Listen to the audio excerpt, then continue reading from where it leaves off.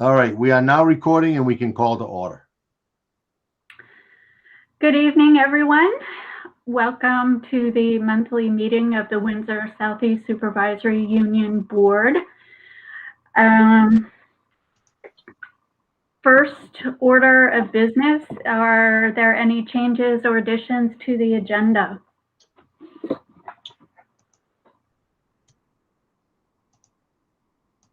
Hearing none. I will take a motion to approve the minutes from January 25th. So moved. Is there a second? Second. Does anyone have any questions or are there any corrections or anything that needs further explanation?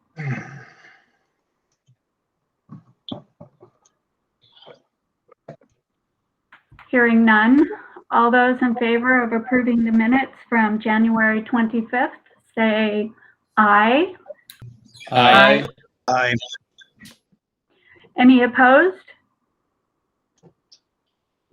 Abstentions? The minutes have been approved. Thank you, everyone.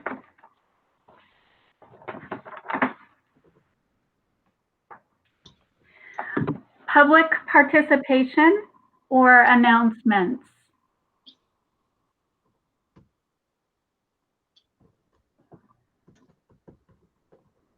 If there's any public who would like to participate, if you could raise a hand.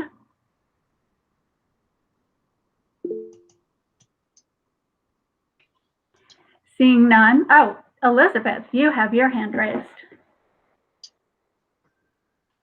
Thank you, Amy. I think this is the part where I just say, for the sake of posterity, that our district's annual meeting is this Thursday at 7 o'clock. Thank you. And that it's online and not in person. Right.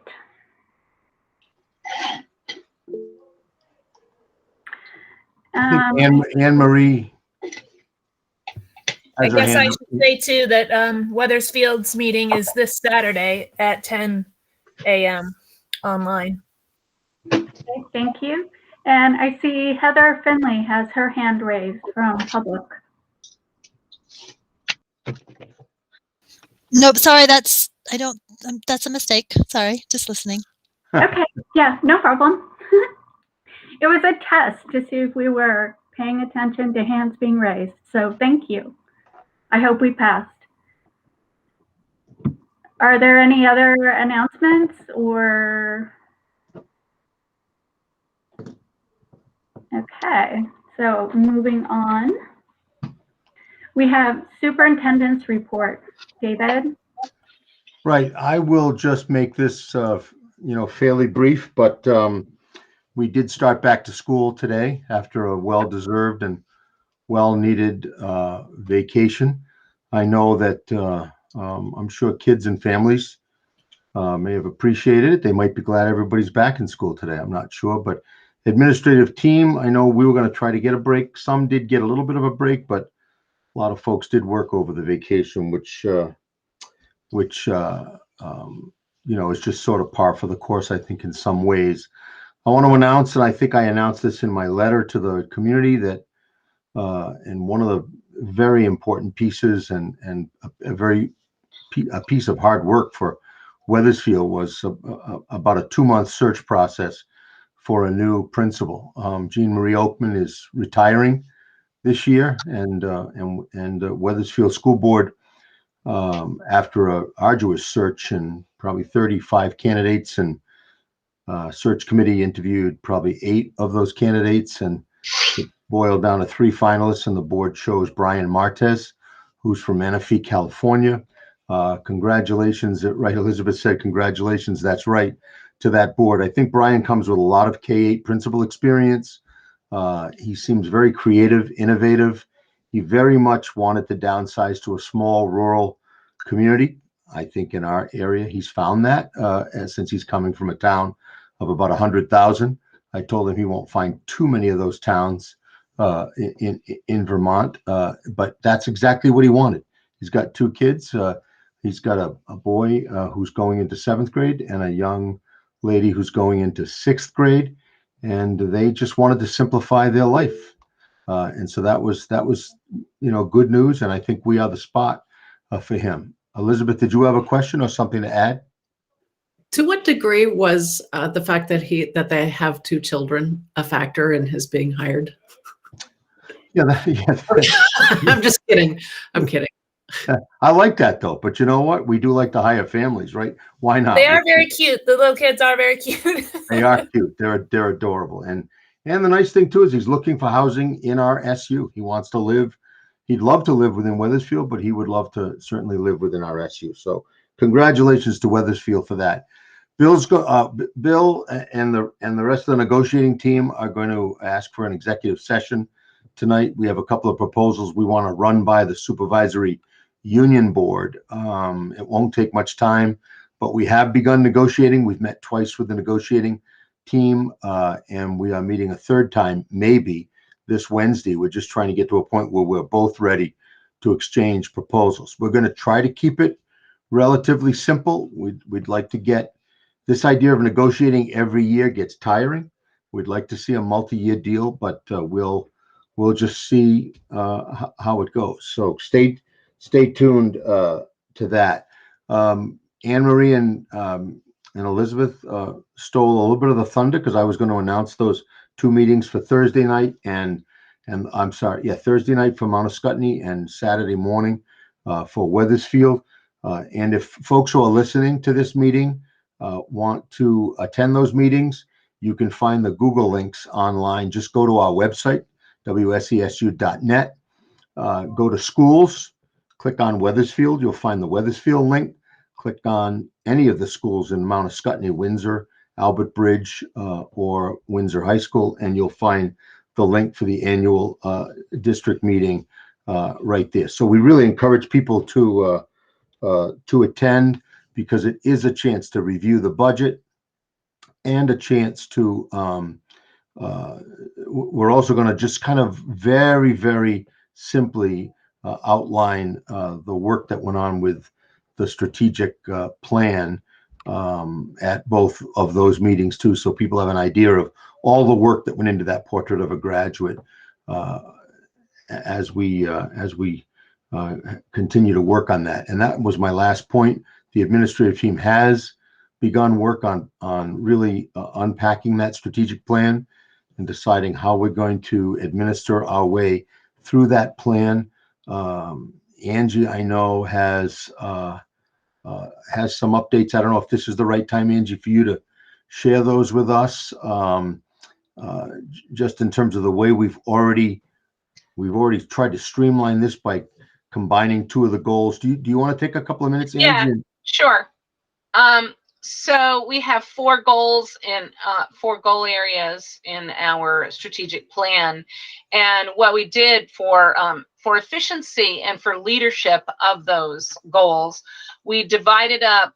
We noticed that under the goal for student wellness and engagement, that there seemed to be 2 natural places, things that were more related to curriculum and assessment, and those were things like flexible pathways, extended learning opportunities, student voice and choice. But we also noticed that there were things that were directly related to student wellness, social emotional learning.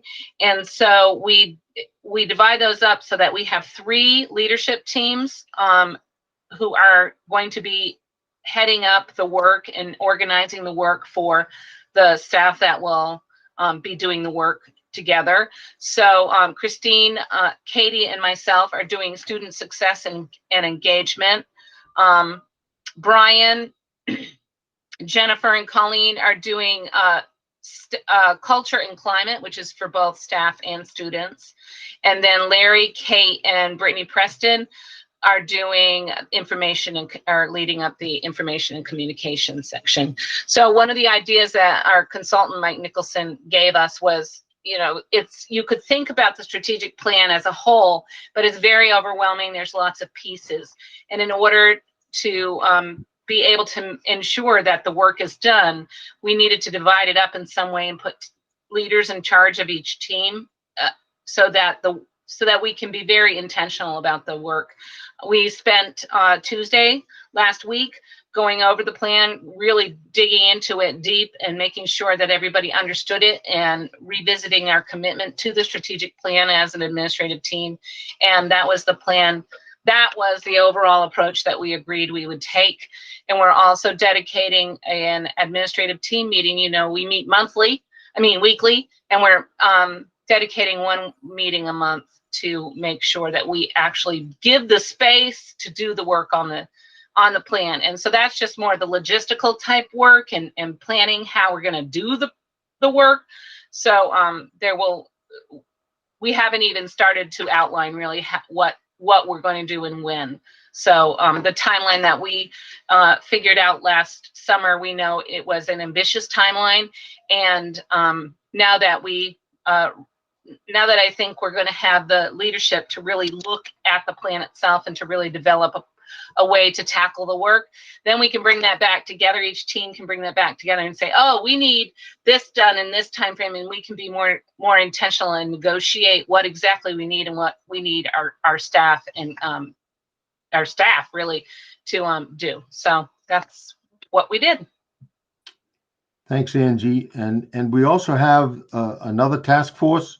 It never stops, but we have what's called a scheduling task force that we're initiating now. That'll be the administrative team, essentially, with the union presidents and a special educator and a couple of our fine arts folks. Because what we want to do is spend some time over the next month looking at the schedule that COVID caused, because COVID caused us to really change our model. And you know, we went into this pod approach where we wrapped the unified arts and integrated some of that curriculum. And what we're finding in this, you know, this quote unquote COVID caused schedule is that it comes with lots of benefits around the integrated curriculum, getting kids outside, keeping adults wrapped around smaller groups and numbers of students. So we want to look and see if there's pieces of that we can preserve as we go into next year. So you'll hear more about that. I would say by the next SU meeting, we'll probably be able to give you an update on what we're thinking. And we certainly wouldn't do anything without this board's approval, because it is a creative. We want it to be creative, but we also want to make sure that everybody on this board supports what we're trying to accomplish in terms of those kinds of relationships between kids and adults, and also supporting that strategic plan that Angie just outlined. So I don't know if any of the administrators wanted to comment on that scheduling task force, or are we good with that? Everybody good? Okay, and last but not least, I usually on Monday get a legislative update from the Vermont Superintendents Association. Jeff Francis, our executive director, emailed us today and said there's so much happening at the State House. He had trouble, you know, this week and this weekend pulling together a summary of the legislative, you know, pieces that are out there. So I don't want to repeat what I said, you know, to the boards over the last couple of weeks. I don't have any updates, but Elizabeth, if you do, I know you mentioned H81 that you did pass. Is there anything else you think that's critical for this board to know? And then Amy's got a comment too. Well, there's a place for that at the end of the meeting. Okay, beautiful.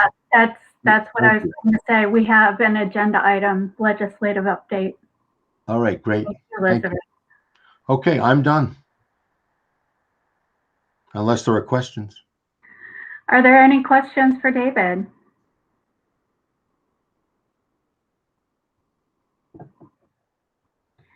Seeing no hands raised, we will thank you, David, and thank you, Angie, for that update on the strategic plan as well. And just a quick comment on the scheduling task force. I've heard not only people around here, but nationally, there was something on public radio either this afternoon or evening about how other school districts in other states are realizing, wow, this is a really cool program and some kids are thriving. So let's keep this particular program for the groups of kids who are thriving with it. So to see what it is that we're doing that's working and is creative, innovative, and getting everyone to work together, I think is a really good idea.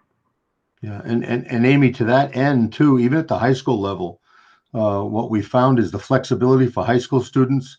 We've had some ed options, and those are kind of online programs that provide some course offerings for kids. And when you've got students who are coming from all walks of life and all economic backgrounds, some of them have to work jobs, some of them have to work full-time jobs. Sometimes, not that you want that to happen, but sometimes having that kind of flexibility and access to those courses, we've already had that flexible pathways for a while. So those are the kind of things we want to embrace. We also don't know if the state, maybe Elizabeth, whether the state is going to allow a remote access for all students, whether that's still going to continue to be an option or not. We've got a couple of teachers who are willing to stay remote teachers if that's what we want to do. So those are the kind of things. Stay tuned. We'll have more information for you, I think, probably within the next month. Yeah, great. Thank you, David. We are on to items for discussion.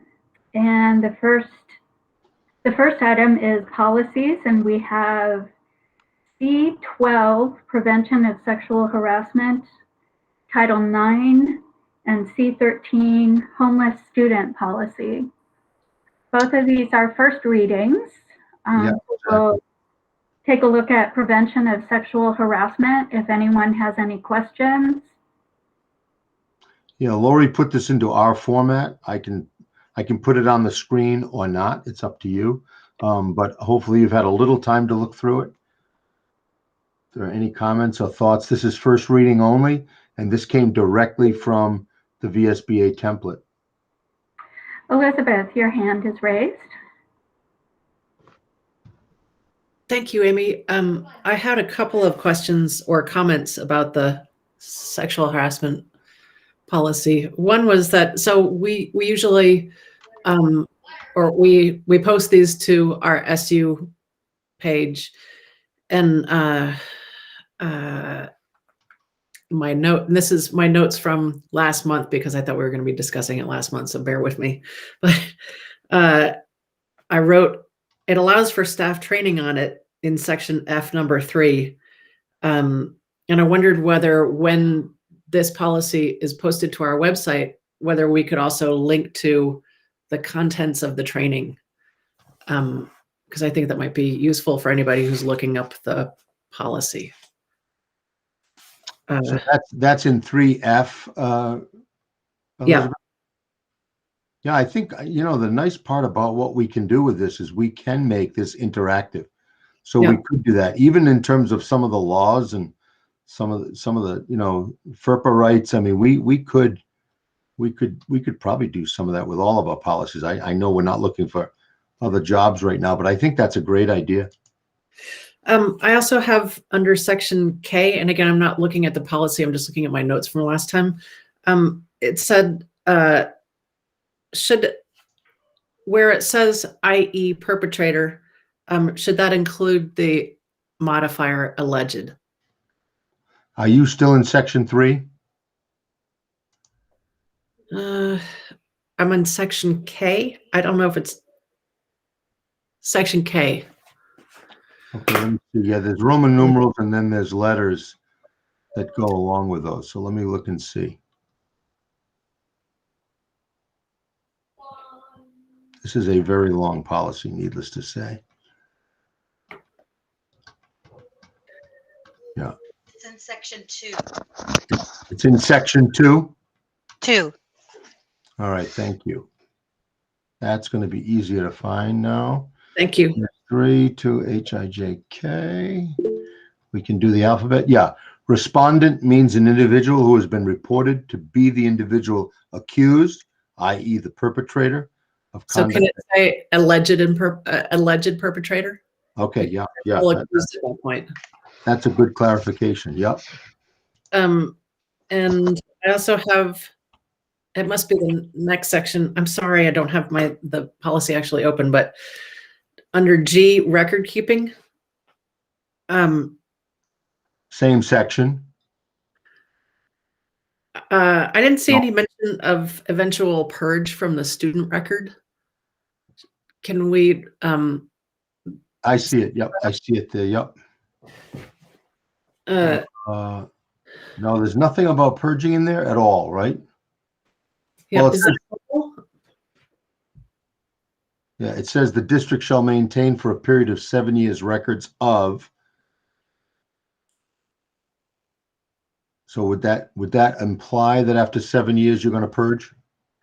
I think we should decide whether it would be purged after 7 years, and if so, then it should state that specifically. Okay. And also, my last comment is that I didn't see any mention of board members in this policy, but Yeah, you are employees, right? So. So thank you for hearing my comments. All right, that's good. And we'll try to see where to put that purge in. Yep. And Scott, oh, sorry, Bill has his hand raised first. I was looking at the policy, not at mine. Bill first, and then you, Scott, if you're good. The topic of training come up. Beginning of the year training, there are some required trainings that staff all have to do. At Hartford, we use Safe Schools, which is a video training in which for these mandatory trainings, teachers log in and take the training via a video, and they take a test as they do it. And it saves a lot of staff development time for these mandatory trainings. And I just emailed Eric Christie. He's going to send me the link. But do you guys, does Windsor, does Windsor Southeast use something like that? Yeah, we do. We don't know. We don't have, and Angie, you can correct me if I'm wrong. We don't have a product like that or a commercial product like that. We've done some homegrown videos that we show, but I would love to see that stuff, Bill. Yeah, it makes things so easy for administration because it keeps track of who's taken it and who's hasn't, and it sends out email reminders. And you just log in and you watch the video, you take the test. Yeah, I'd love to see that. Okay, I'll send it off. Thank you. Okay, I'll And go. Scott, Yeah, I just want to maybe help. I don't mean to argue with you, Elizabeth. The point you were making about perpetrator or alleged perpetrator, that section is under definitions, and so it's really it's more like it's like a dictionary. I mean, so we're not making a statement of an accusation or something in the context of the policy. They're just trying to as an example, that word. And it brings, so anyways, it gets me back to, like, isn't this a VSBA policy, and can't we trust that? I mean, it's been stated here several times in different contexts about the importance of these policies coming from vetted by the legal team at VSBA. So can't we assume that they've gone over this with a fine-tooth comb? And lastly, in the minutes, it does mention, and these two policies are mentioned in the minutes, Elizabeth thought for a second that they were going to be talked about last time, I would just throw out a suggestion there that I think since they're in the minutes, that our communities have known about them for a month. And even though this is the first time we're actually talking about them, I think that they've been on the warning far long enough that they could be approved tonight. If we felt like that, if we just wanted them as is. Thank you. Well, there certainly isn't anything that requires 3 readings or 2 readings. And again, these, you remember, we vetted these. I mean, this came as part of that audit that we did, or that Laurie did, looking at, okay, what's been considered required and recently updated or written. And this is one of the ones, these two are the 2 that we found. So, I mean, I would, even with those couple of changes we made tonight, and I have edit capabilities. I don't know, maybe you all do, but I've been changing them as you make those comments. I mean, you could do that. You don't have to do that, but it's really at the pleasure of the board if you wanted to adopt this. I think having an extensive and comprehensive policy on harassment is good to have. I think the sooner we adopt this, the better off. And it's long and it's a little bit tedious, but you know what? It spells out the process. It defines the entities. So, I mean, I think it would be nice to have something adopted tonight if you so choose. I also see Rebecca's hand. Yes. I apologize for coming on late. I was having problems getting on the computer, so so I don't know what's been answered. I did have an opportunity to go through the policy. In addition to, I looked at the one that Vermont VS Board Association also has on their website, and it is very similar to what's on their website, and I would agree. I think I would want to probably go with whatever it is that is on their website, which is pretty much what we have in front of us, because I'm sure that this is something that they probably, as most things, but seriously pay very close attention to in terms of how to move forward with it. And but my other comment was, because I did have some questions about the Title IX coordinator, and I wanted to know, does the Manuscript School District have a Title IX coordinator? Yes, every year we don't officially appoint at the board level, but we identify a Title IX coordinator, and that's fluctuated back and forth, between this Director of Student Support Services, Katie Ahern, and Angie. I think you've taken on that responsibility also, correct? Yes. Yeah, and I was just thinking, and I went back and I looked at our strategic plan, and I was thinking, this is a pretty important position to have in the school, and I know that part of the strategic plan has been looking at a trauma-informed education, and I think that this really is very much part of that whole trauma-informed approach to caring for all people, and so I wondered if, as opposed to, and that doesn't need to be decided now, but as opposed to moving that position from Katie to Angie and moving it around, we in the strategic plan looked at or thought about a student mental health and social emotional leader, and I was wondering if we would maybe at some point consider maybe combining something like this with, it's just food for thought. it would Mhm. fall on the hands of one person who would be able to probably invest a lot of time in it. I just know Angie's got a lot. She's there's a lot of things she's always doing, and she does it great. But I wonder if, as we're moving forward and we're thinking of another position that we are considering, as opposed to making it a very narrow position, maybe incorporating it with something else that would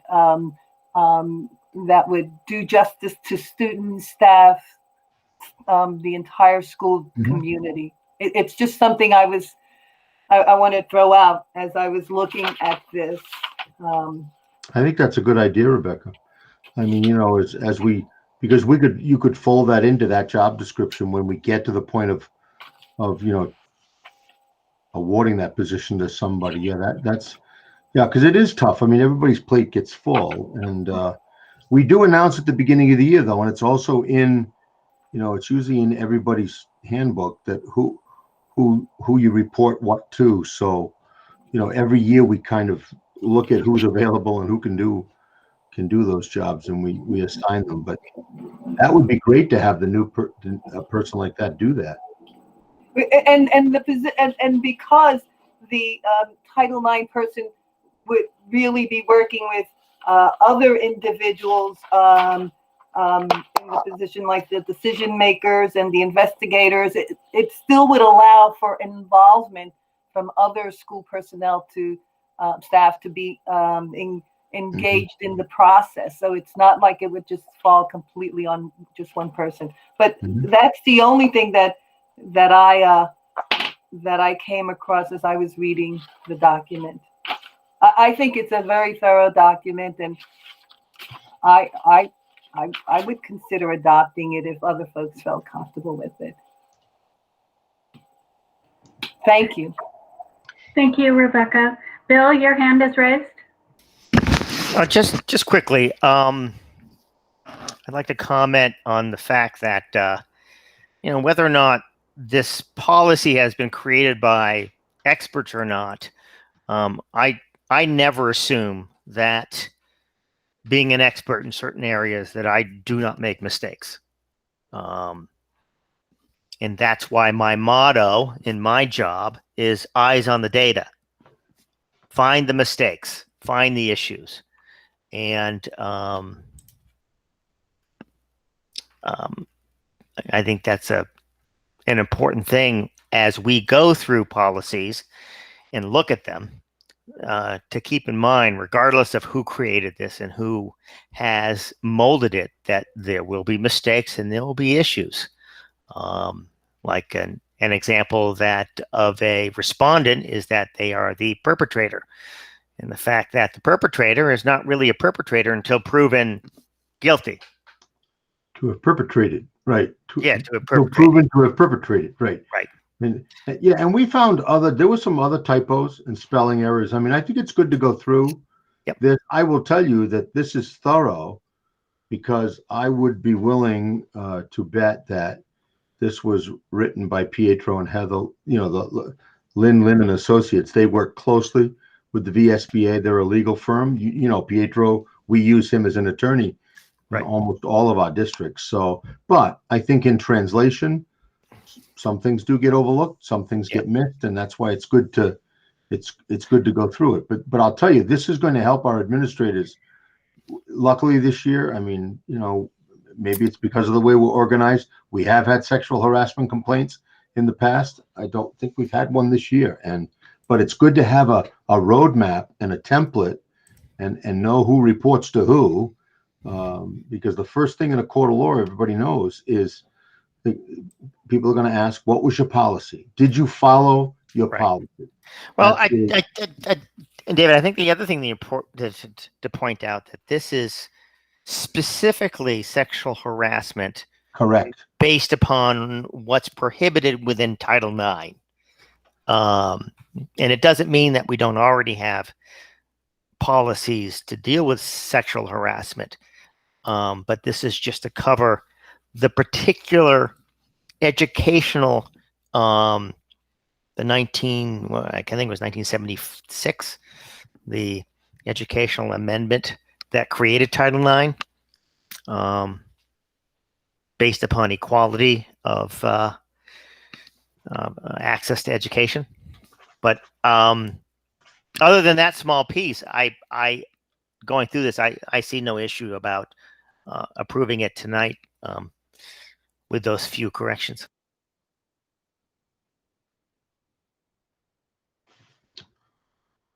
So do we have action items, or I know this is a new agenda format?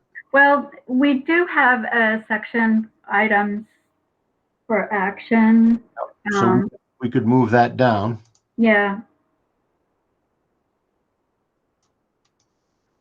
Okay. I'll move that under there.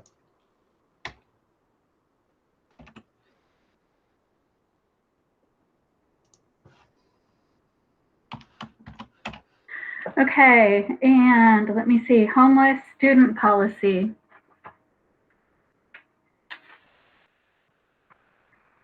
Were there any questions, concerns on that?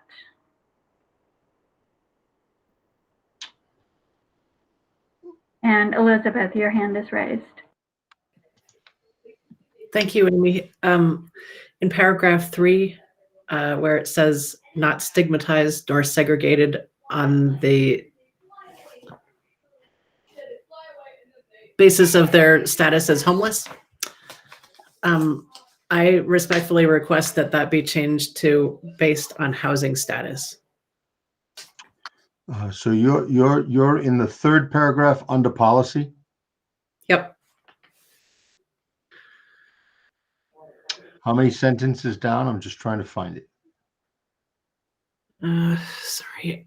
Again, I don't have it open. It's just from. Oh, that's okay. That's okay.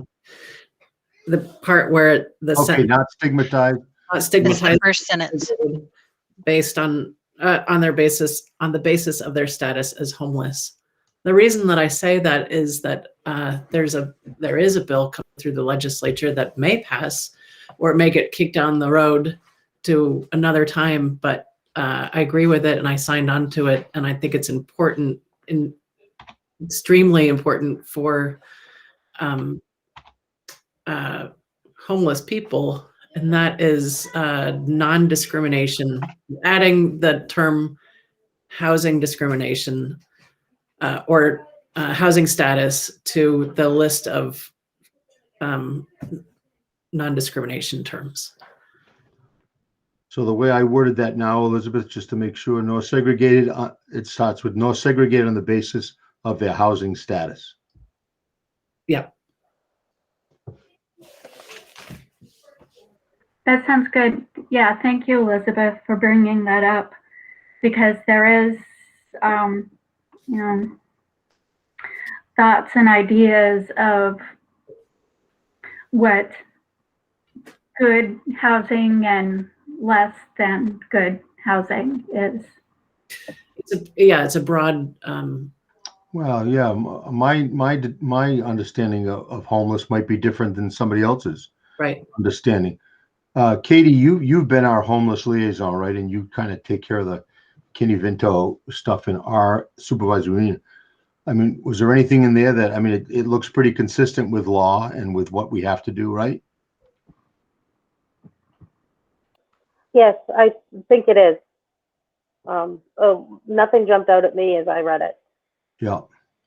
And again, I think this is one that it was vetted carefully by the VSBA. It looks like it's reasonably detailed, not quite as detailed as our sexual harassment policy, but I think you could adopt this one tonight too if you felt you wanted to do that. Then we would be able to,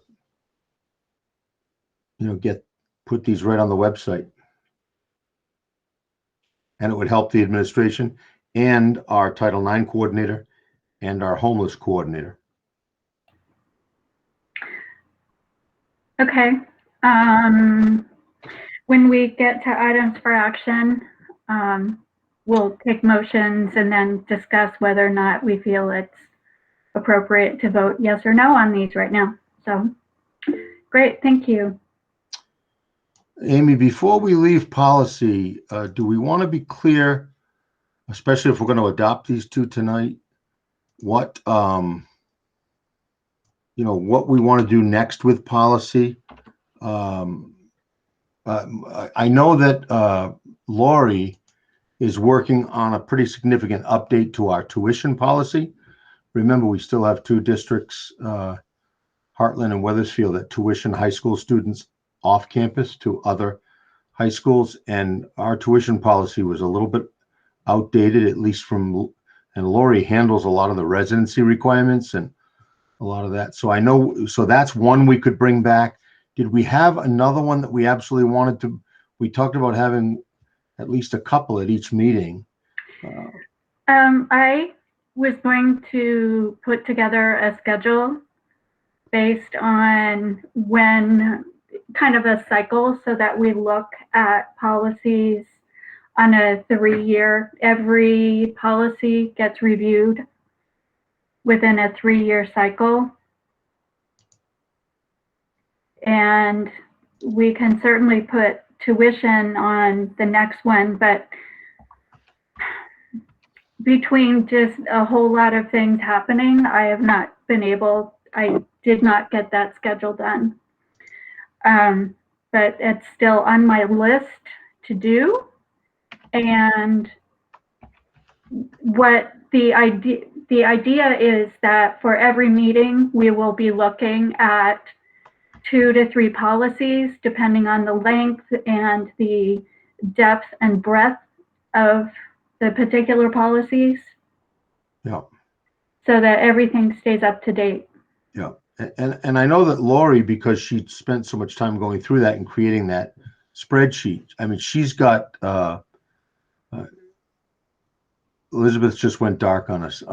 She has, I know she's got some recommendations too of the next place to go. So I could, in lieu of you, I think that's a great idea if you can put that timeline together, but maybe it would be good if she just picked out another policy or 2 for the next meeting. Is that okay with everybody? Sure, and I can have a conversation with her as well. Great, that's perfect. Okay, yeah, thank you. I think it's good we've got this on a rotation now. It's, as you all know, it's not my favorite area of expertise, but I think it's good to do this.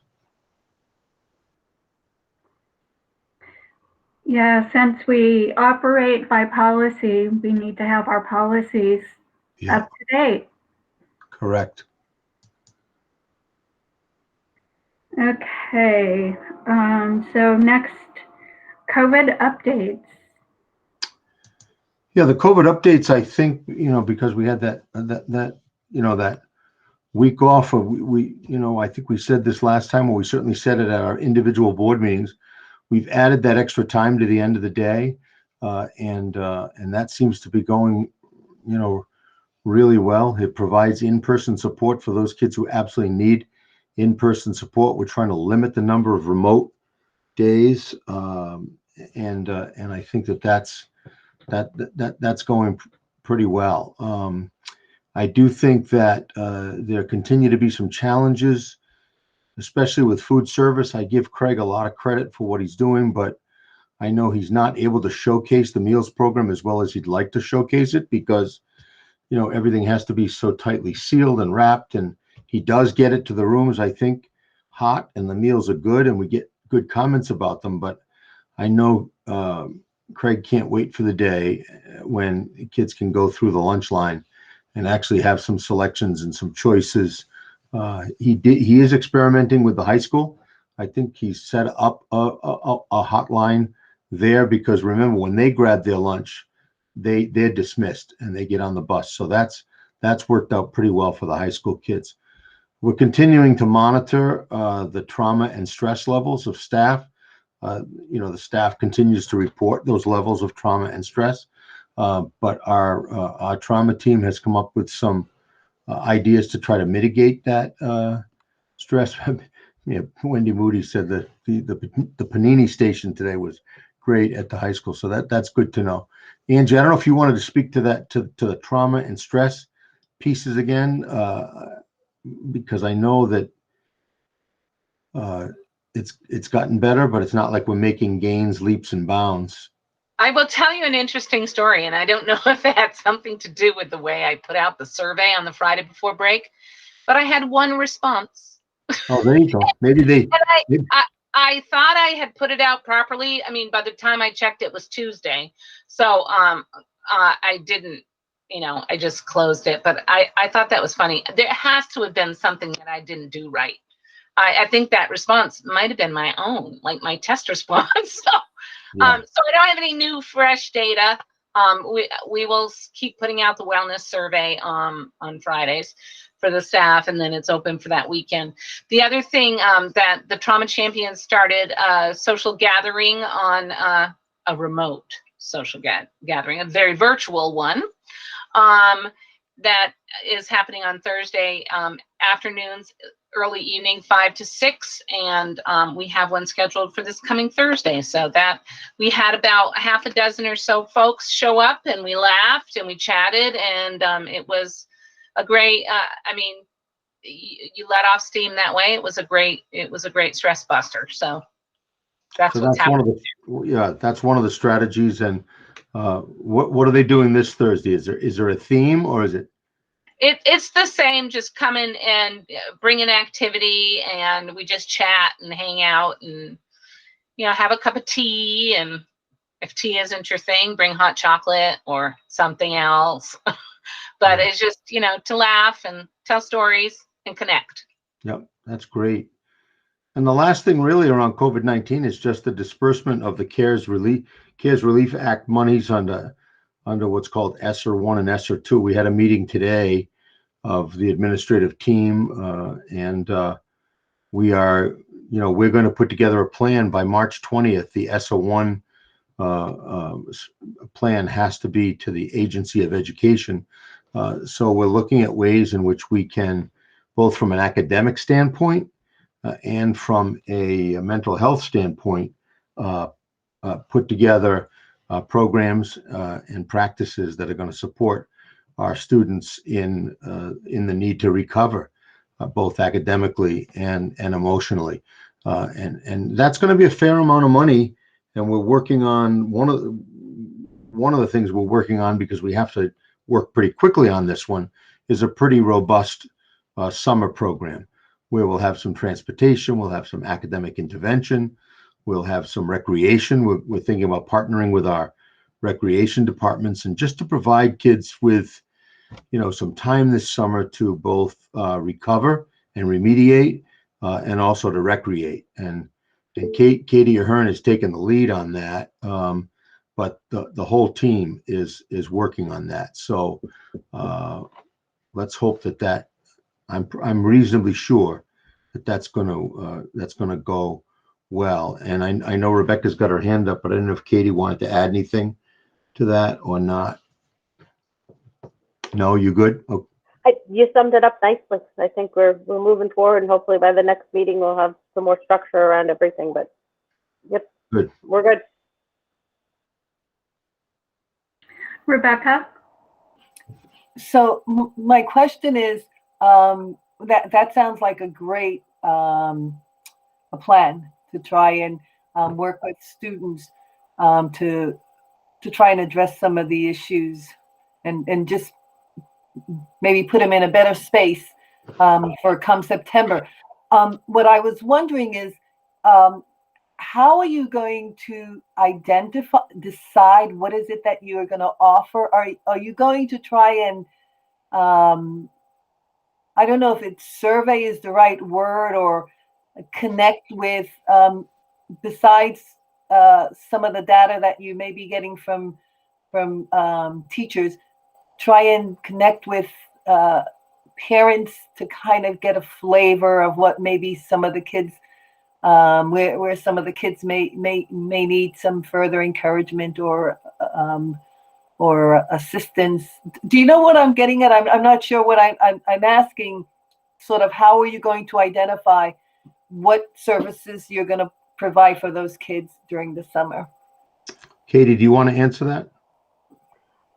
At the individual buildings, we've run versions of summer programs before, and Angie can talk about Title I services that have happened in each building over summers, as well as special ed services. So our approach this year is to merge all of those under one program to provide more of a full day option for students, in part from past history of what we have heard from parents about the difficulties of just coming for a couple of hours here, not having transportation.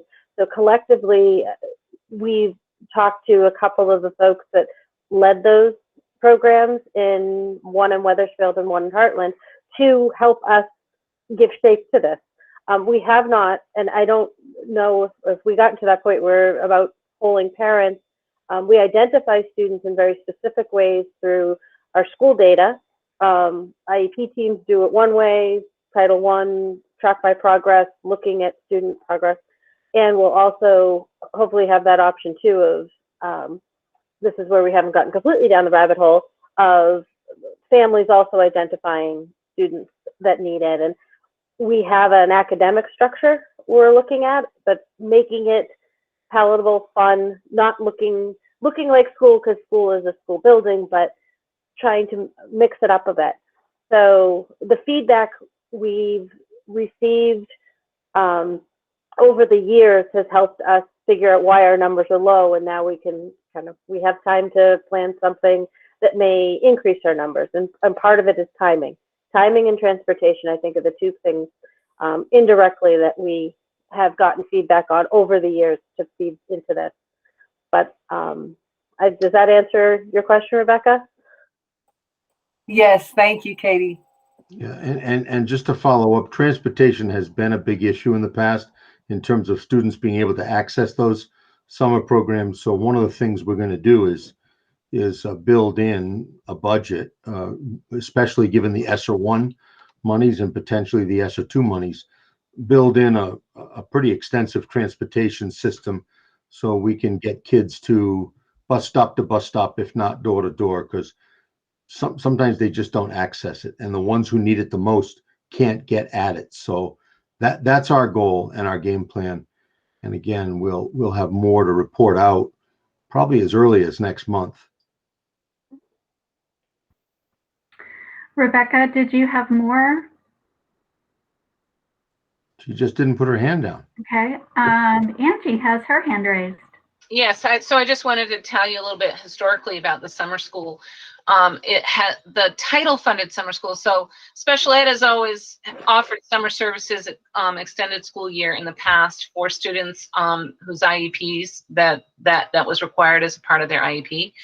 And so the Title I summer school we've ran with quite, I would say, good success at Wethersfield School, and then they lost their title funding status. And then we had a program at Windsor that I think we were building that. I'd had the same cadre of teachers. I think they offered a 4-week program 2 summers ago because we didn't do anything last summer. And we were going to do that again if we would have done that summer school again. Something like that. And then Heartland, we were very much in the developmental stages with that because the first year we did it was when I was still working at Heartland. And if parents, we were organizing it in May, and most families, as you know, they're getting their summer care and their summer vacation plans all situated. So I think that the program was gaining with more in participation, that more kids were interested in doing it. So I'm hoping that this approach, where we can combine and provide a more robust program that really, and I mean, the issues were definitely transportation and childcare, because if I have to get my kiddo to summer school, we were offering like 1-hour slots, and they had to have somebody that could bring them to summer school and then pick them up.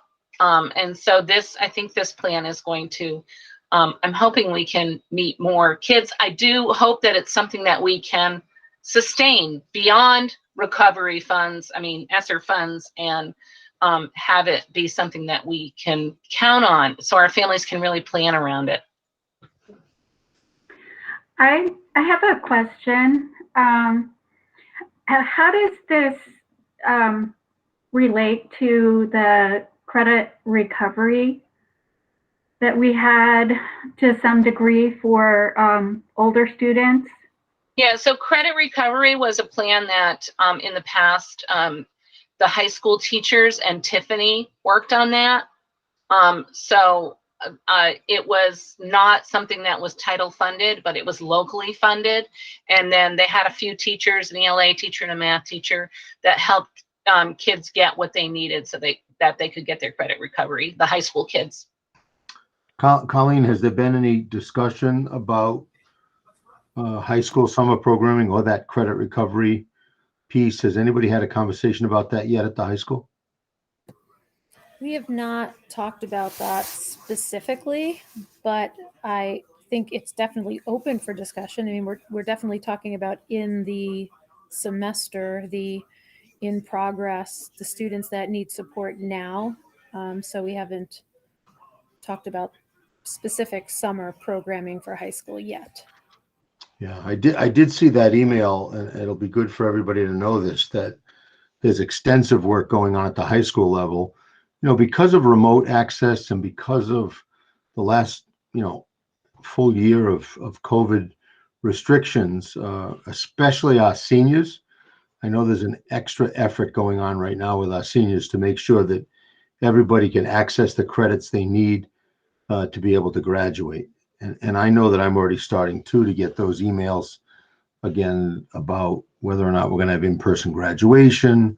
What about our prom? What about class nights? So, and I'm sure you're getting some of those too, Kate and Colleen. So again, it's going to be up to the science. It's going to be up to whatever we can do, we will do, and I've assured parents of that. But first and foremost, those seniors need to graduate, and I know that some of them, even last year as juniors, they were missing little pieces here and there. And Bill asked a question, why would credit recovery be required when credits are no longer required by the state for graduation? I would say, and anyone can correct me if I am wrong on this, that we're using the term credit recovery because that's what we've always called it. But any student in high school who hasn't quite met the what's the term On standard. Yeah, The criteria? I'm sorry, what, Auntie? The criteria? Yeah, that hasn't met the standard. So yeah, proficiency requirement, thank you, would need time, and that could be done in what had been called a credit recovery program. Yeah. Matter of fact, I think, Bill, we had started to call it standard recovery or proficiency recovery. We had gotten away from the word credit recovery, but I think we just tend to fall back to that because that's what we know. But it's just giving kids more time to meet those proficiencies. Yeah, and I'm, for as progressive as I am, some of my vocabulary is still old school. So thank you. I'm going to work on that.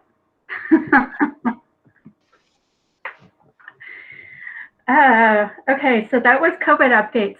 I think I saw where Nikki came on to this meeting, so she could give an anti-racism task force update. Okay. So sorry, I was eating my dinner. I don't have a huge update again, but I had emailed Ariel and Jameson from Righting Wrongs our latest version that the task force had drafted. And they just got back to me today with responses to our edits. And they consider our draft to be a final draft from their standpoint. And so they liked it enough that they think that that's what we should present going forward.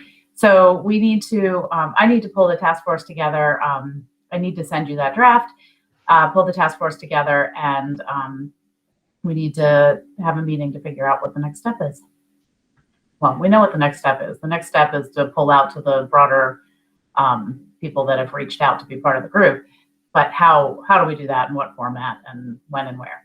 So that's the update. And I'll email that to you guys tonight. Yeah, that's good, Nikki. Great, Thanks. thank you. You're welcome. Back to dinner. Back to dinner. Enjoy. She's got another one on here, so she can't go too long to dinner. Okay, we have legislative updates. And I told you my executive director fell through today, so we're going to lean on Elizabeth with the update. Well, we're getting to the point of crossover, which means that the House is almost done with the bills that it's going to look at during this part of this session.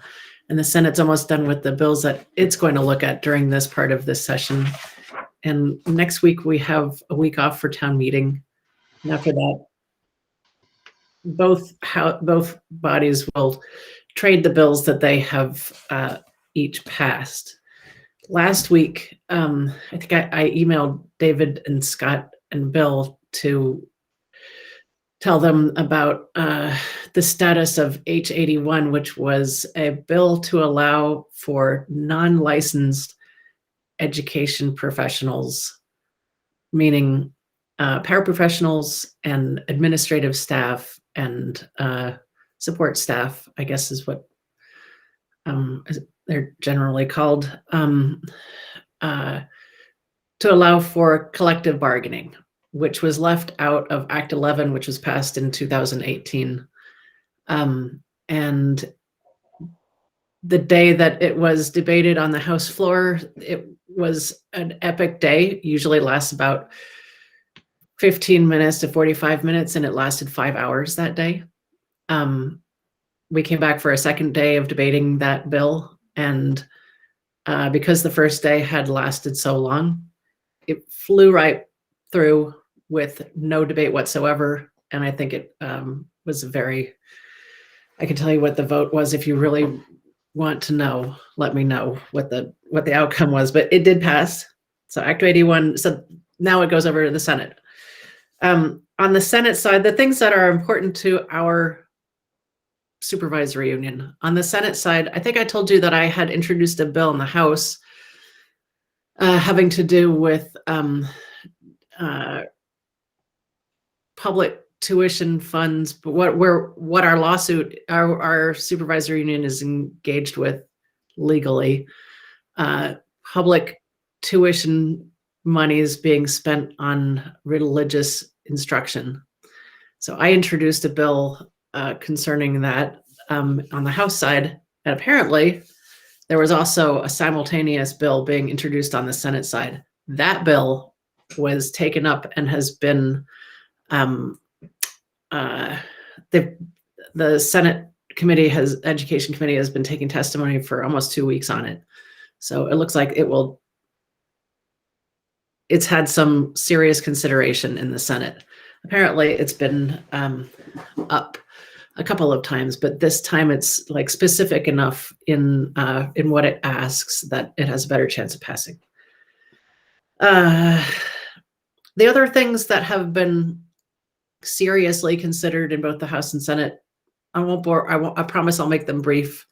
One is, I think I mentioned last time, the concept of community schools, where the education budget would be focused on education, but the other things that schools do would be part of the school system, but they would be paid for outside of the education budget. So it's basically what we've been doing all along, but actually defining it as such. And so that's exciting. They've been taking lots of testimony on that in the House Education Committee. Let's see. Another thing is that they hope to remove school building construction from the education spending threshold. I think both the House and Senate are looking at ways to use money to update schools where they feel that the schools have been really neglected in the last 10 to 20 years, and they want to spend a little bit of money to fix that. All across the legislature, we have been trying to take the last of the coronavirus relief funds and find ways to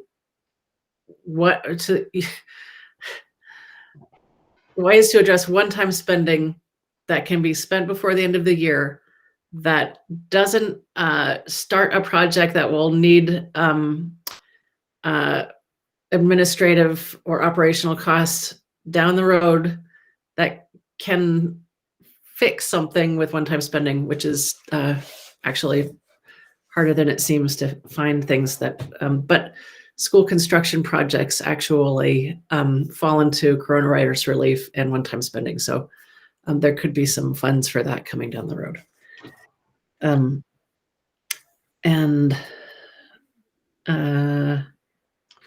there's also finally a bill in the Senate that would require supervisory union boards to be responsible for there's one related to exclusionary discipline, that would remove or do away with expulsions from school for children 8 years and under. But there's another one that would require supervisory union boards to exercise responsibility over literacy outcomes. And let's see, ensuring public tuition, school buildings. Oh, and there's one more that is coming from both the House and the Senate, and that is to require all schools that have students aged 12 and up to provide feminine hygiene products in their bathrooms. And that's it. Thank you. I'm sorry that was a little boring. I apologize. No, that's interesting. I don't know, Amy, whether Angie has a question. Do you have a question, Angie? No, she just didn't put her hand out. The only other question I had for Elizabeth was is there anything, is there any more talk about providing local districts or supervisory unions with money to hire anti-racism coordinators or anything like that, or is that? There's a lot of talk of it. I know that it's been discussed in the House that there's an equity standards advanced working group which has requested a good amount of money, but that was just discussed last week. So I'm just basing what I've reported to you is basically what they've considered on more than one day in the last 4 weeks. So, you know, who knows? This is the last week before crossover. So they could, you know, up their intensity of discussions on who knows what. All of our committees have like the second half of the week open on their agendas because we're trying to figure out what can get passed. The governor wants level funded budgets, and so what can get passed without any extra funding and so forth. So anything can happen in the next week. Who knows? It's exciting. Great, thank you. And I second Anne Marie's comment that thanking you, Elizabeth, for bringing attention to these things, and it's not boring. Well, thank you. Thank you. That's very kind. Thank you. It's very, I should say. What? That's very generous. Next on our agenda, we have the food program funding, and that was something that Nikki brought up. Would you like to speak to that? Yeah, so my camera's doing funky stuff again. Your camera's still wonky there. I know. I think this time it's virus protection software, so you never know.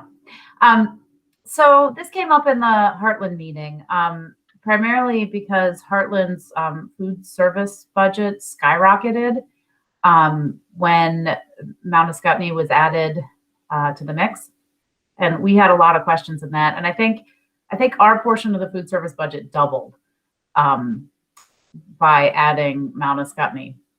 And so, having operated the budget for a year, or for having operated the service for a year, we just felt like it was a little weird that we were suddenly going to be paying twice as much for the program that we had been running. And so we realized that it was because it's being proposed, or it is being allocated based on equalized pupil. And so in Heartland, we have, I think we're at 450 equalized pupil, but only 270, 280 of those kids actually have access to the program. So we in Heartland thought that as an SU, maybe we should revisit that funding formula because it didn't feel fair to Heartland. And I don't know what the ramifications were to Wethersfield. But I know that if Heartland pays less, then probably Mount Escutney is going to pay more. And so this is the right place to talk about that. So I did run some quick numbers. So if we go, I don't know what the building count is in Wethersfield, but they have 320 total equalized people, roughly. So I estimated that they were at 200. I estimated that we're at 280. I think we're at like 273 or something like that. So that changes the allocation. Right now, Heartland has 32%, Escutney has 45%, and Wethersfield has 23%.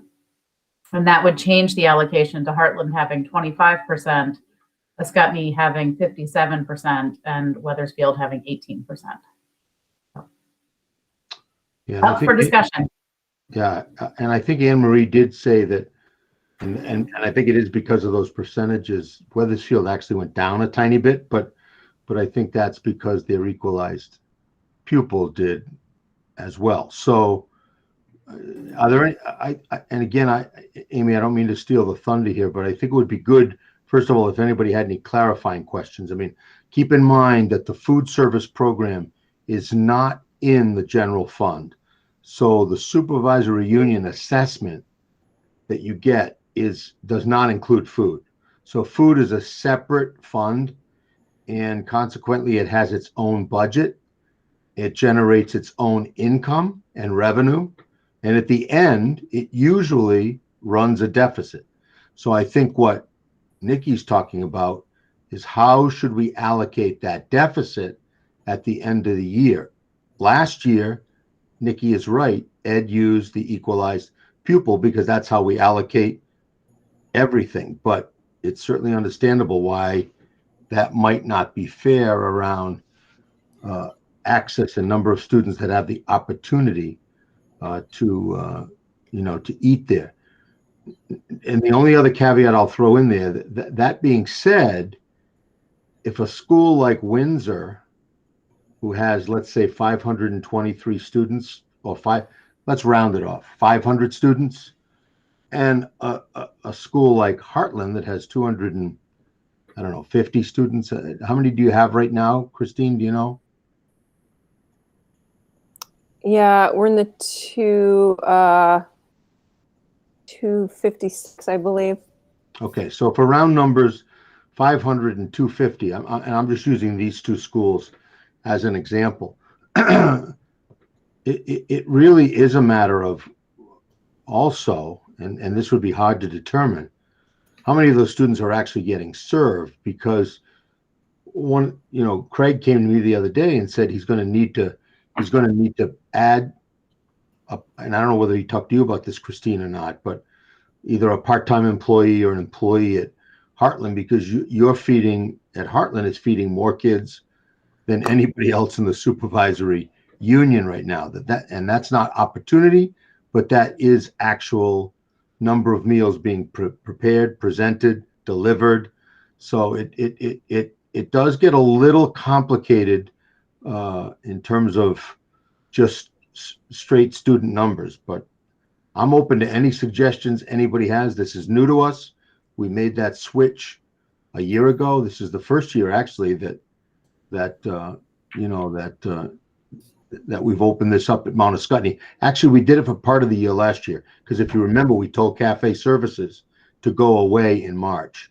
So we had March, April, May, and June, where Craig ran the Mount Scottney School District food program. And that's what I mean by that. Those 4 months were allocated by equalized pupil. So if anybody has thoughts or questions or comments. Yeah, we have 4 people with hands raised, and we also have chat going on.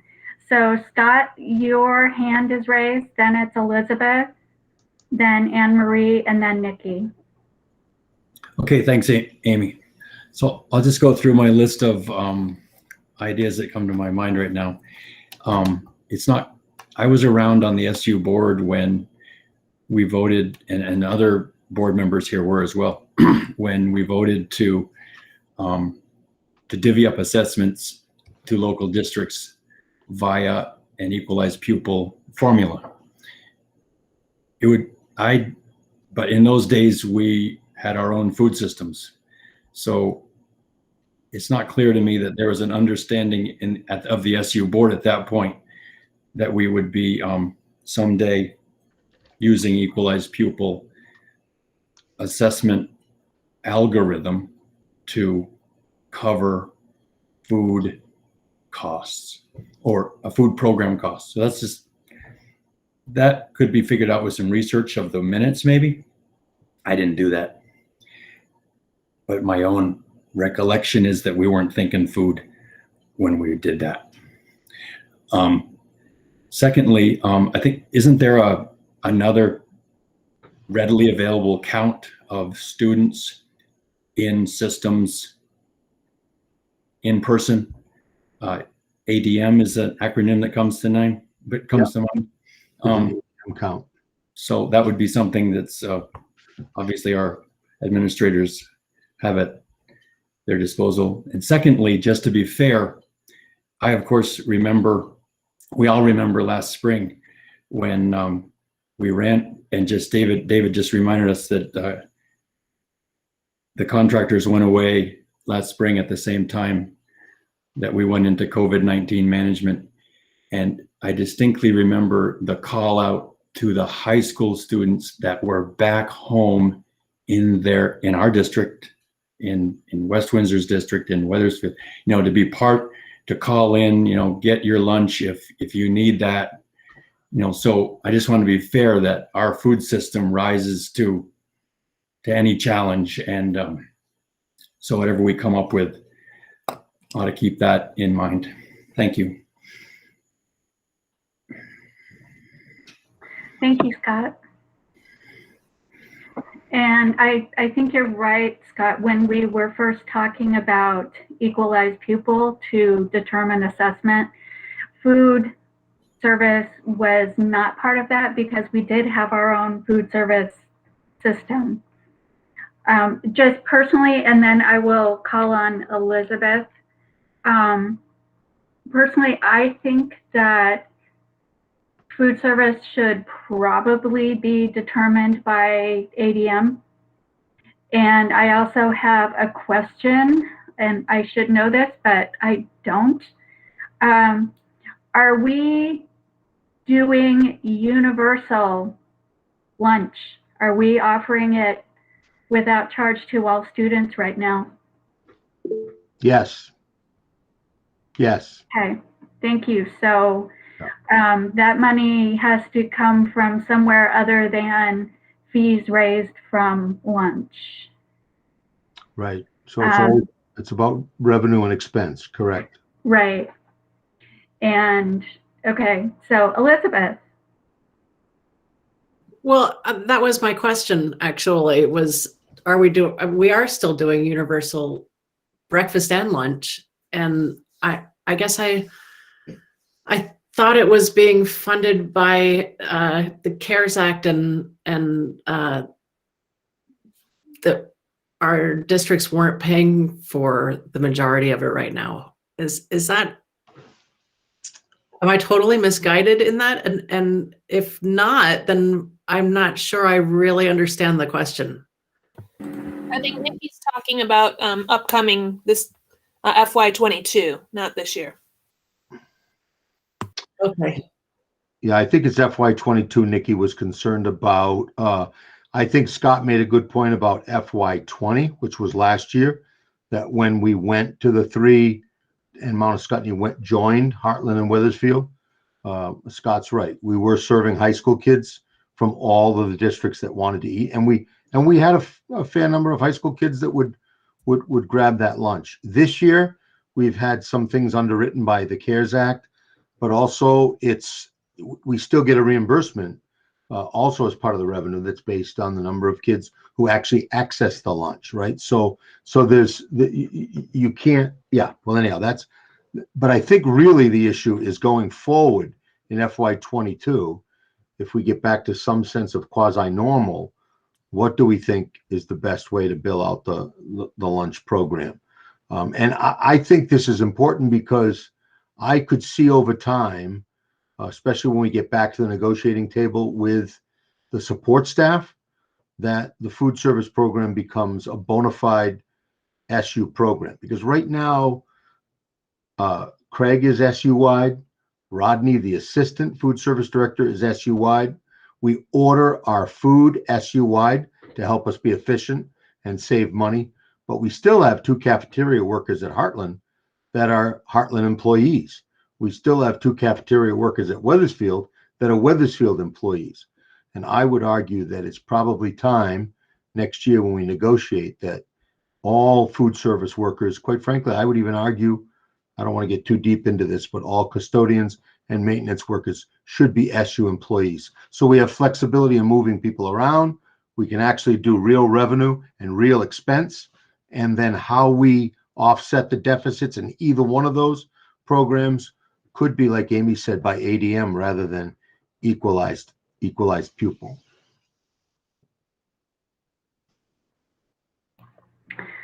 Anne Marie. First, can I just ask what's ADM? Sorry, I don't know all these abbreviations.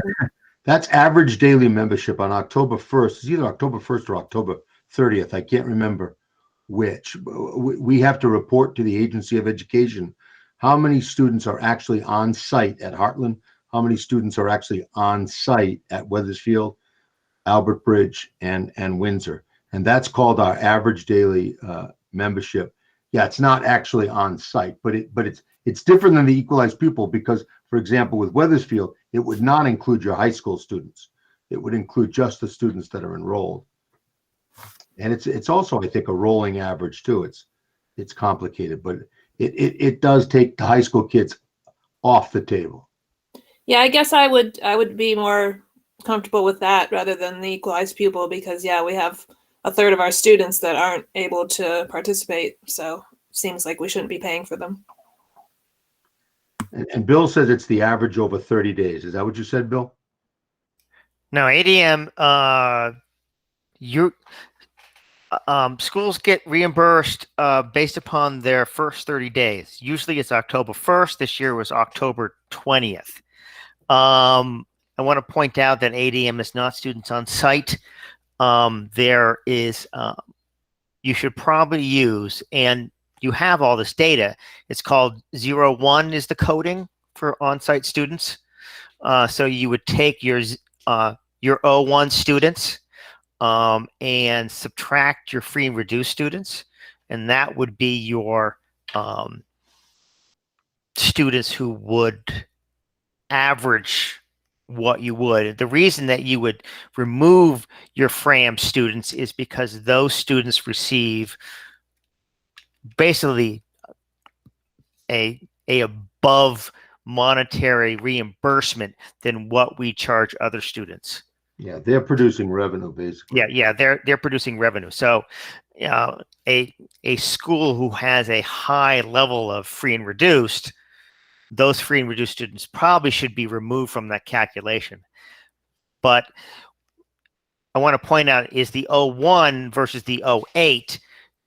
When you schools get credit for PK students who go out of district, who are in private preschools, and they're all classified as 08. So you would only calculate your 01 students and then minus your free and reduced students. That's probably the mathematically the most logical way that you should probably calculate it.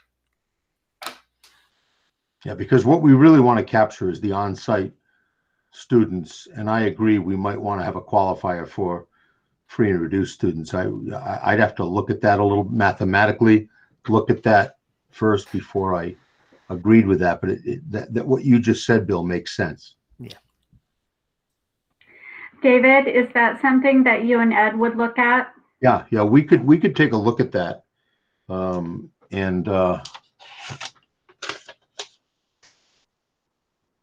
I mean, he's asked this. Ed has asked this question before, and what we did last year was pretty quick because we were in sort of COVID crisis mode. But it'll be more about next year, and quite frankly, maybe some of this year. But I'll check with Ed. Okay, thank you. Nikki, you had more. So I also wanted to point out that like I guess I got a little nervous when David was saying the percentage of or the number of kids that were actually taking advantage of the program, because the more kids that take advantage of the program, the cheaper it gets and the more revenue the program creates. And so in a way, if you bill by the number of kids that are taking advantage of the program, Heartland has the highest participation, and we have the highest participation because we have marketed the crap out of this for years. And we're proud of our participation. And so I would argue we would go with ADM because I want to encourage the other schools to market as much as we've marketed. I think participation in all the schools could go up, and if participation in all the schools goes up, we pay less money and out of all of our budgets. So that's my argument on that. I'd love to see, I mean, honestly, I'd love for all of us to just be in Universal all the time and to not worry about it. I'd love to see every kid eating at school and no kids bringing bag lunches, because our school lunches are healthier than the bag lunches in most cases. And so that's my stance. I'm putting on my Beth Roy hat, by the way. Yeah, there you go. Where's Beth tonight? No. Elizabeth, just as a way of, is there still talk in the legislature about continuing universal beyond it? There is. I think the House heard testimony on it last week or the week before, and our own Bill Yates has offered to testify on it. And also the House has also heard testimony on the equalized pupil formula. I forgot to mention that one. Right. But again, I apologize for not being able to give you a firmer idea of where both of those things are, but they haven't taken testimony for more than anything else. So if it doesn't pass this week, it's going to have to wait. Okay. So is there anybody at this meeting that from any one of the three districts that seriously disagrees with using on-site students, or what Bill referred to as 01 students? I'm sure Ed or Craig will know exactly, or Larry will know exactly what that means, but it sounded like that's what we're trying to get at. Anybody opposed to that? And then I'll work with Ed and figure out if there's any caveats, or if we've missed anything, or if there's anything else we need to consider. Sounds like we're okay. All right. And I agree. If we had universal lunch, and everybody ate that universal lunch, that's the key, then we wouldn't even be having this conversation. So it's just getting kids to stop bringing the Doritos and the stuff like that to school. But you know, that's going to take some time. It could happen. I think it could happen. We have absolutely no idea what the Biden administration and its focus on education is going to bring along with it. I agree. What would be really nice is if we could move away from a reimbursement system so that we're just providing universal lunch. We agree that it contributes to the health and well-being of every single student. I know this is sounding very progressive, but I mean, I just, you know, having grown up in a single parent household, I mean, it's not that we go hungry in this country, but what we do is we fill up on Lay's potato chips and Doritos and, you know, gummy bears and everything else. And I'm a perfect example of somebody who did that. And those habits stayed with me right until prior to this meeting, by the way, because I still like a good old bag of Doritos once in a while. So, so that would be nice to re-educate our population and get everybody eating Craig's food, because you taste anything that he makes or his crew makes, and it's unbelievable. Okay, thank you. So I look forward to hearing more after, like, at our next meeting. That's probably a good update to have. Yeah, we can report back. I want to make one more Craig Locarno shout out, because what Craig Locarno did at Wethersfield last week when we had those finalist interviews for the 3 principals candidates at Wethersfield is he and Heather, the lead cook there, they stayed all day. They prepared food, and they were there until right through the interviews, which didn't end until about 8 o'clock. And they made sure that every candidate, including the one from California, who had his wife and 2 kids with him, had to-go meals that demonstrated the quality of the food that we serve, that the board, the Wethersfield board, got to eat there too. And I'm sure Anne Marie and anybody else that's here from Wethersfield. It's just an incredibly dedicated staff. And he said, I did that because I want the incoming principal to know this is an important program and this is the kind of food we serve. And he did a great job. It was really delicious. It was so good. And there were no Doritos. Great, thank you. So next up we have items for action, and our items this evening, number 1 is approval of the C12 Prevention of Sexual Harassment Title IX policy. I'll take a motion to approve that policy. So moved. Is there a second? Second. Bill Yates, Chris Garnjos. Okay, are there any other comments or questions? When we were talking about it earlier and using the word alleged versus not alleged, because it is a definition of respondent, Bill brought up the point that it should probably be left with the word alleged not in there. Is that what you meant, Bill? No?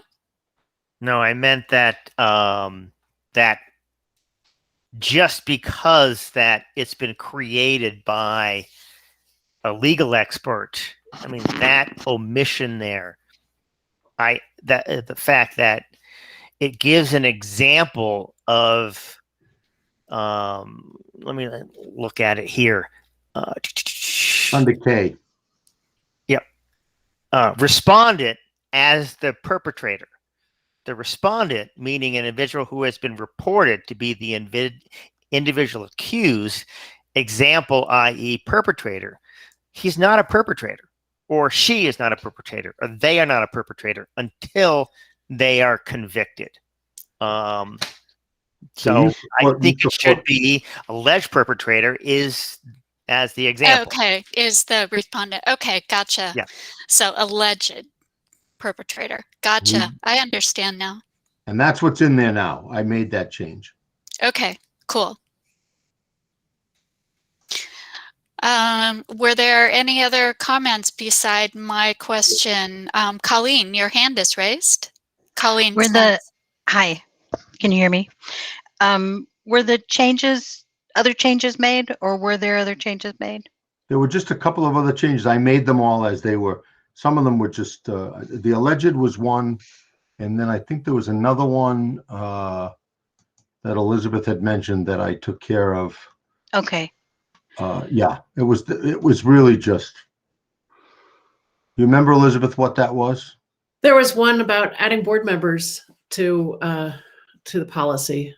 Yeah, I did not do that one because that was your third one, but you had a second one there that I did change. Another one about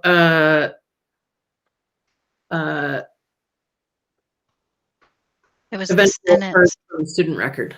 Yeah, I took care of that. I did do that one. And I'm just not sure where you would put board members in this policy because I don't see where it points out specific groups. Where I see any staff member and or board member, I guess, or no, I guess you wouldn't do that. Does anybody know where we might put that if we wanted to include board members? If it refers to staff, could it be employee of the supervisory union, then you're already covered. Yeah. We're not staff. We are employees, but we're not.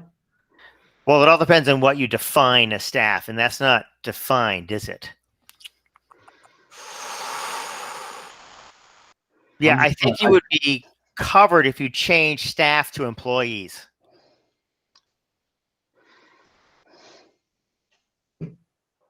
So would we do that throughout the document?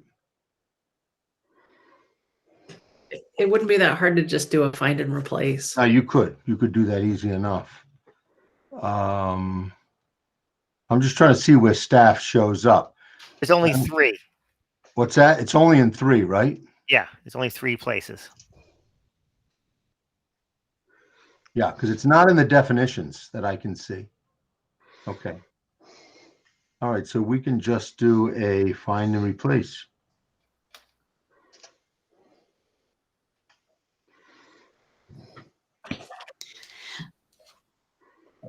Were there any other comments? It has nothing to do with staff. Has nothing to do with staff. Only comes up. Any staff may receive a report. Yeah, and because remember, this is Title 9. Yeah. And the other one has to do with staff training. School board members wouldn't have to be required to take staff training. I don't know. It doesn't matter to me. Correct. But it never refers to staff as someone who has been accused. No, because this is Title 9, harassment, Title 9, and we said it's student-based. Yeah. So that's why I was wondering where we would put that, because I think this is strictly internal. I can go along with that. Yeah, me too. Yeah, I think we're okay. Yeah. And then the other comment that I had had to do with where linking the training Right. to the policy when it goes up. Yeah. Okay, with those changes made, it's been moved and seconded to approve this policy. Are we ready? No further discussion? All those in favor of approving the policy, please say aye. Aye. Aye. Aye. I also say aye. Opposed? Anyone abstaining? This policy has been approved and becomes part of the SU policies. Next, we have C13, the homeless student policy. I'll take a motion to approve that policy. So moved. Second. Was that Rebecca? Okay. And Chris? Were there any other comments or questions for this policy? I think we made one change somewhere and I can't. That was that change. Paragraph 3. Yeah, Second yeah. sentence. Right. I changed that to their housing status. Right. Based on housing status. Yep. Right. Were there any other comments? All those in favor of approving the C13 homeless student policy, say aye. Aye. Aye. Is anyone opposed? Anyone abstaining? This policy has also been approved. Thank you. Setting the next agenda. We will be talking about policies. That's one of them.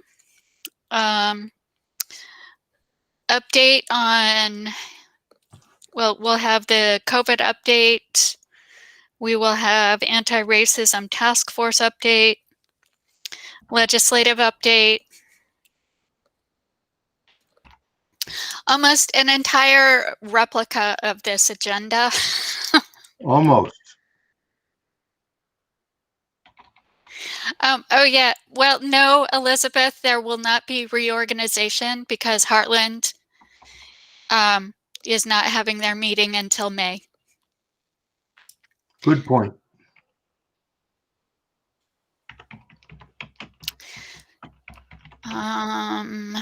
So let me see. Any other?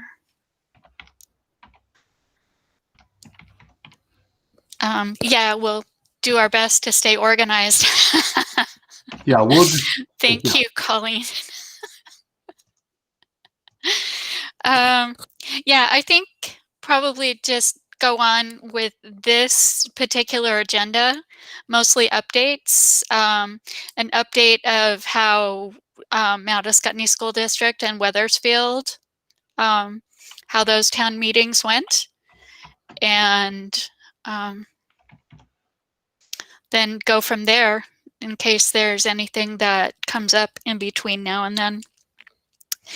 That meeting, by the way, is I was going to ask that question. Let's see. March.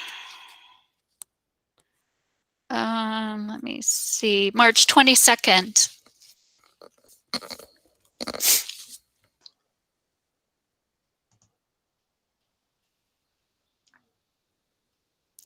Yes, you are correct, Wendy. Thank you.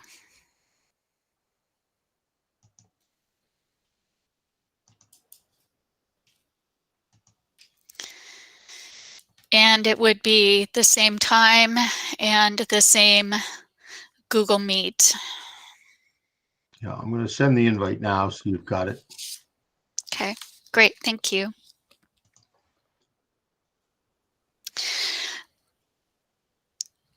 Without any further items for the agenda, I will take a motion to go into executive session.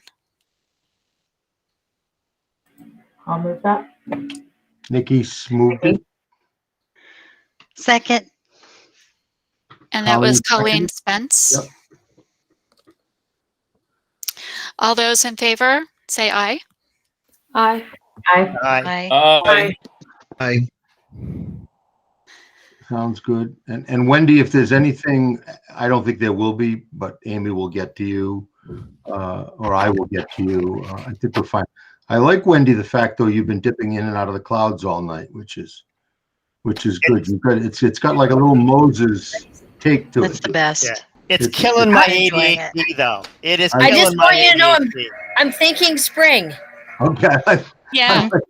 You got it going there. Wendy is in the clouds. There's no doubt about it. All right, so I'm going to stop recording, and everybody except the board and myself can stick around. How's that work for everybody? Yep. All right. Good night, everyone.